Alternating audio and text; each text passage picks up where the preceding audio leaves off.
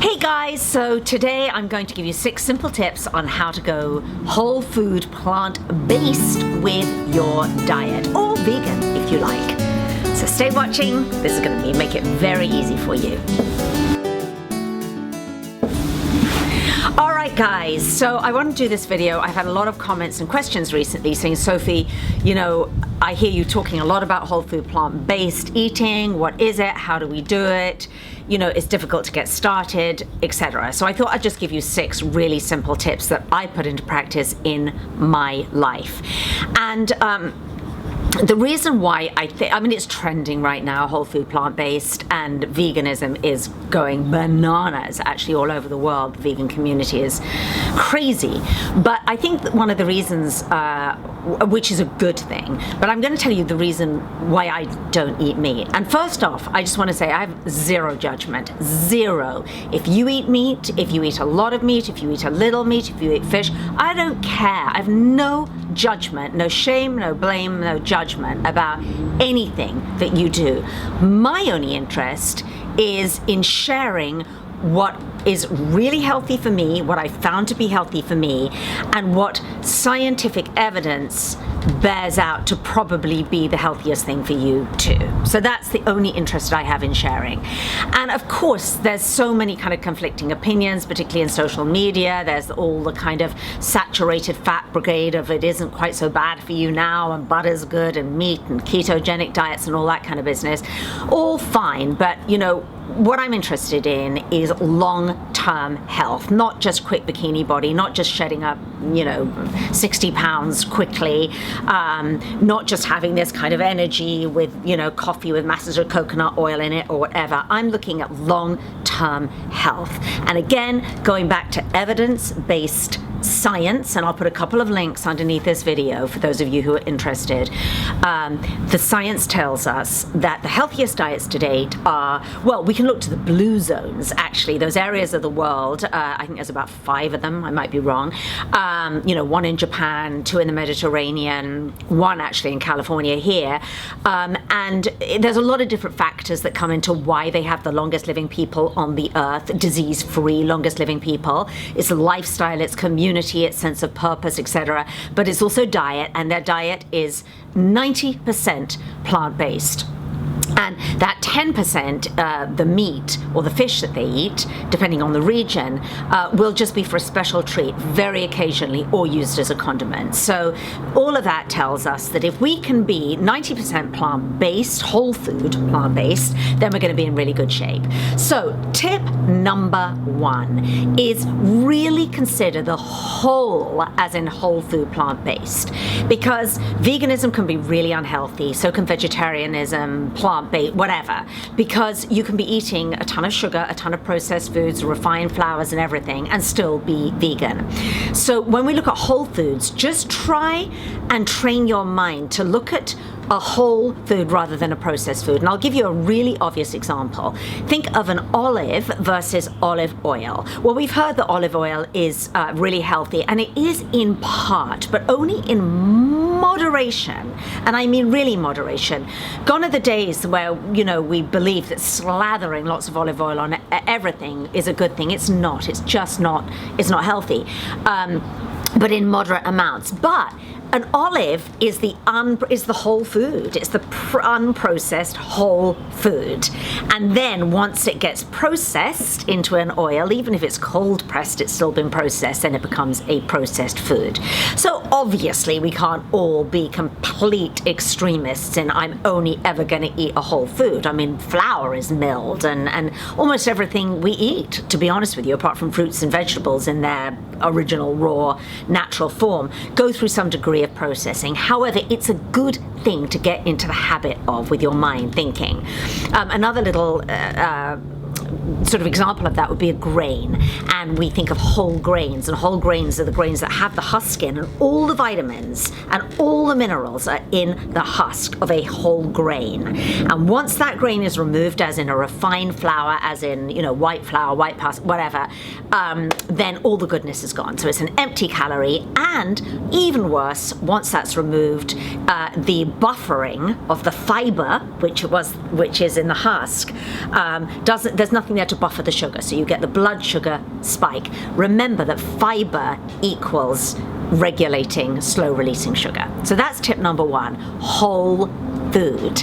Okay, tip number two, don't try and do it all at once. If you're new to this and you think I really want to, get healthier and eat more plants and maybe go whole food plant-based, it can be a little bit overwhelming. And I say this with almost everything. It's don't set yourself up to fail, because if we go right from now on, I'm only going to be plant-based, then you might come up and you sort of commit to it. You might come up against a few obstacles. Family members, you go out for dinner to a restaurant where there's pretty much, cheese on everything, or culturally you're traveling and whatever. There are many reasons and many roadblocks.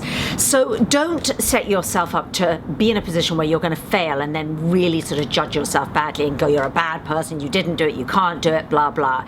Just do it in little parts. Maybe you can start off one evening a week cooking a whole food plant-based meal for you and your family, just one night, and wow them. That's how I started with my family. My husband was like, there's no way, and I'm just give me a chance here. And I just put all my effort into creating this delicious recipe. There are so many amazing cookbooks out there right now, whole food and vegan cookbooks, and so then I would wow everybody. My teenage daughter, my husband, they'd go, right, we're done, we love this, and then maybe I'd put in 2 meals a week, and then maybe 3, and then maybe you'll find a restaurant that's a really good vegan restaurant, or you'll find a regular restaurant that you go to that has some really great vegan get-arounds and options.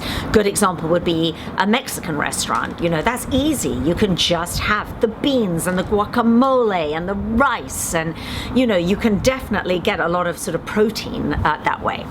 Number 3 is don't stress about the protein. I think the main thing that people go is like, oh my gosh, how am I going to get it? That's actually probably my number one question, is how am I going to get enough protein, Sophie? We're protein obsessed in America. We probably eat way too much protein. You don't need huge amounts of protein at breakfast, lunch and dinner. And I have many friends who are vegan athletes and triathletes and dancers and bodybuilders who all live to tell that tale of they work out more than any of us in our wildest dreams could work out, and bodybuild, like get muscles, like great big kind of hams, and they're fueled by plant protein. And so that would be the thing. Don't sort of stress out about it, and know that there's a lot of protein in plant foods. My go-to sources of protein are beans. I eat so many beans because they are really one of the healthiest foods on earth. All of the blue zones eat beans. Half to 1 cup a day you want to try and eat, but full of protein. Legumes, lentils, and then plants that you don't even think have protein in them, like greens have a lot of protein in them. And then I go to my seeds and my nuts, and particularly my seeds. Flaxseed and hemp seeds are such a great source of protein. I put raw shelled hemp seeds in my smoothies every morning instead of that protein powder that can really make a smoothie gross and chalky. Okay, so I think we're at tip number 1, 2, 3. Tip number 4 is, instead of depriving yourself and thinking, I'm not going to eat meat, I can't, think about what you can eat, all the wonderful foods that you're going to start including in your diet, and start looking for them. So you change your mindset when you're in the market, when you're in the farmer's market. Just start looking at, oh my gosh, look at all these plants that I can start cooking with and experimenting with. Spaghetti squash and asparagus and all the different squashes and beets. And I mean, I just go to my farmer's market every Sunday morning because it's sort of overwhelming, the amount of food and all those incredible colors and textures and mushrooms. And so you can start getting very creative, but I really want you to start thinking about what you can add to your diet rather than what you're taking away. Tip number 5 blends into think about feel-good foods. This is probably the most important tip, is think about the foods that make you feel good. And when I say that, it's like the people always say to me, you're so healthy, Sophie, you're so lucky you don't reach for the brownie on the set, you don't, and the reason I don't is because I think it through. And so I'll watch the people reaching for the brownies or the cookies or the whatever, and I'll think, God, I could eat that. I know what it feels like to eat a sugar-laden brownie or a great big thing with butter and cream in it. I don't feel good afterwards. And so I think it through, and I'm like, I don't want to feel like that in 30 minutes or an hour. I do not want want to. I want to feel like I'm full of energy and life, and I want to jump up, or I want to go and work out, or I want to be creative. And for me, a whole food, plant-based diet, these are energy-giving foods. And tip number 6 is, when in doubt, think about the fact that whole foods, plants, or plants in general, contain disease-fighting compounds. And so, if you come up against any kind of, that's unhealthy, or you should eat meat, or you need protein, or I don't know what you're doing, whatever, all the resistances that we come up against, there's one thing that's so simple that you can stop most people in their tracks by saying, is just to say, look, plants contain disease-fighting compounds and fat storage prohibiting compounds. Meat does not. And that's why I choose to eat a diet comprised of 90%, or it might be 100% plants, whole food plants. I mean, nobody can argue with that. And again, I'll finish with, that's really what brought me back to deciding that there was no place for meat in my diet, because I just thought, you know what are the health benefits that it's conferring on me? Oh, and actually, tip number 7. This is so important.